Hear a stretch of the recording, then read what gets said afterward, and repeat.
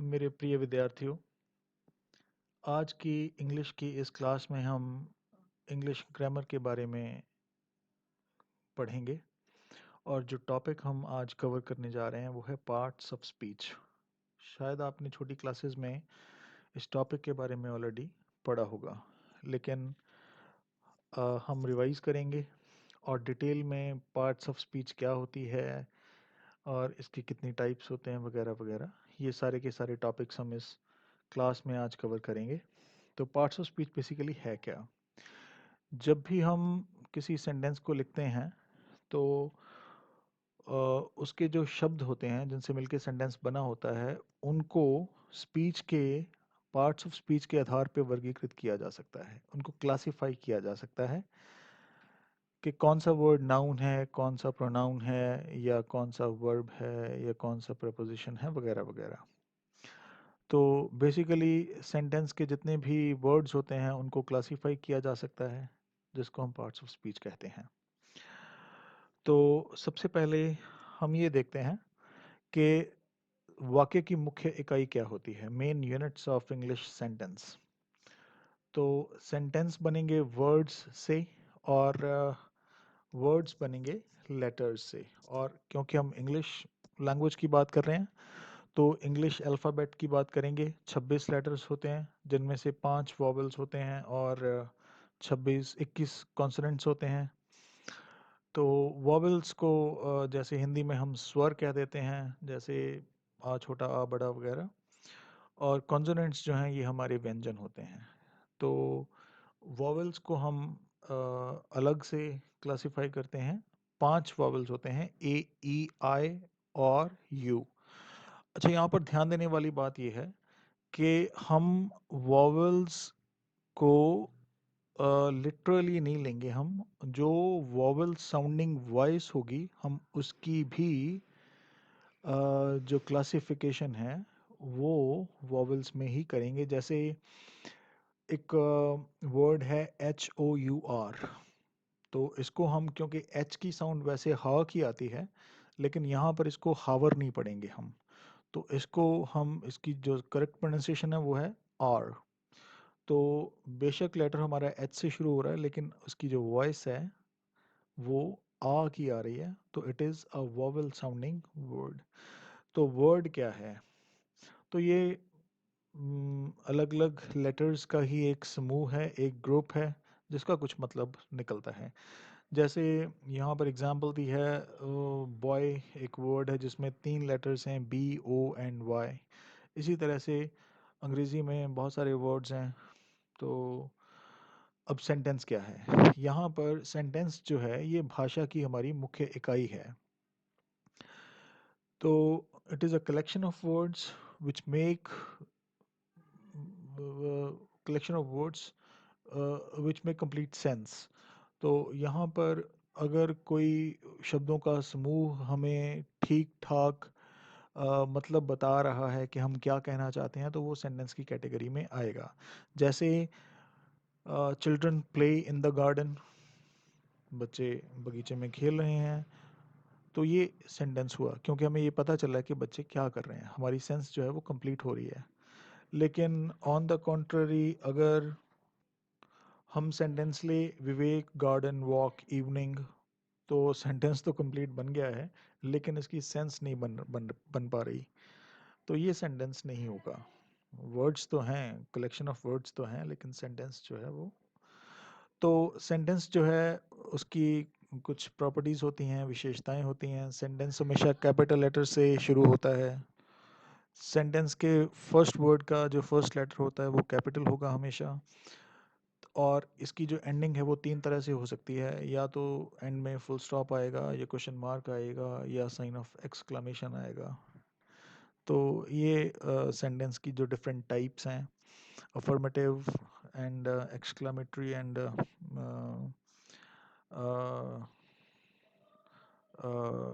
Question asking sentences जो हैं इस तरह से एंड होते हैं। अब सेंटेंस के बाद सेंटेंस में की जो होता क्या है, उसकी जो फॉर्मेशन है वो कैसे होती है।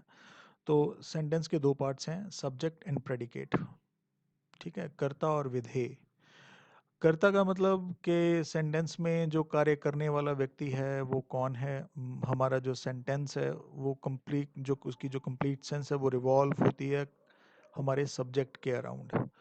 और प्रेडिकेट जो है वो कर्ता के बारे में और ज़्यादा जो इन्फॉर्मेशन है वो बता रहा होता है। प्रेडिकेट हमें उस इन्फॉर्मेशन के बारे में ज़्यादा बता रहा होता है। तो in making a sentence we name some person or thing and say something about that person or thing, hence every sentence is two parts। तो कौन कौन से दो parts होते हैं? The part which names the person or thing is called the subject of the sentence। तो जिस व्यक्ति या वस्तु के बारे में बात हो रही होती है वो सब्जेक्ट पार्ट होता है। और उस वो व्यक्ति क्या कर रहा है या वो वस्तु कैसी है इसके बारे में जो सेंटेंस हमें और इन्फॉर्मेशन देता है वो उसका प्रेडिकेट कहलाता है। तो प्रेडिकेट जो है वो उसमें आमतौर पे दो हिस्से होते हैं, वर्ब और ऑब्जेक्ट। तो इसी तरह से सिंपल सेंटेंस जो है उसकी फॉर्मेशन, अगर सिंपल सेंटेंस की बात कर रहे हैं उसकी जो फॉर्मेशन हम करेंगे तो उसमें उसकी जो फॉर्मेशन होगी वो S V O, subject verb object.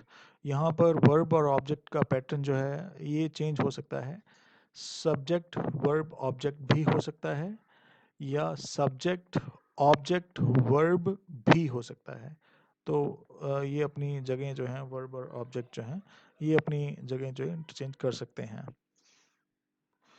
जैसे फॉर एग्जांपल हम एक सिंपल सा सेंटेंस लेते हैं, ही प्लेज फुटबॉल।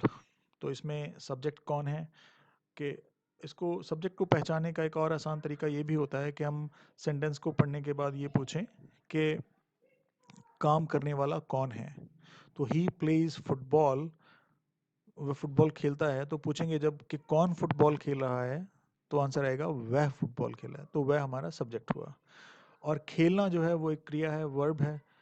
तो प्ले, प्लेज जो है ये वर्ब होगी। और वो अब क्या खेल रहा है? फुटबॉल खेल रहा है। तो फुटबॉल जो है ये हमारा ऑब्जेक्ट हो गया।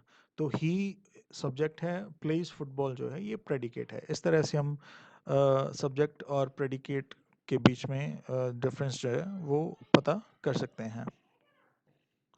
तो क्विकली रिकैप करते हैं, सेंटेंस क्या है? It is a collection of words which makes complete sense. तो जिसका पूरा कोई मतलब बनता है, जिसकी पूरी सेंस कन्वे हो पा रही है हमें, वही सेंटेंस है। जिब्रिश नहीं कि कुछ भी वर्ड्स इधर उधर से लिख दिया और वो सेंटेंस बन जाएगा, इस तरह से नहीं है। तो सब्जेक्ट क्या है?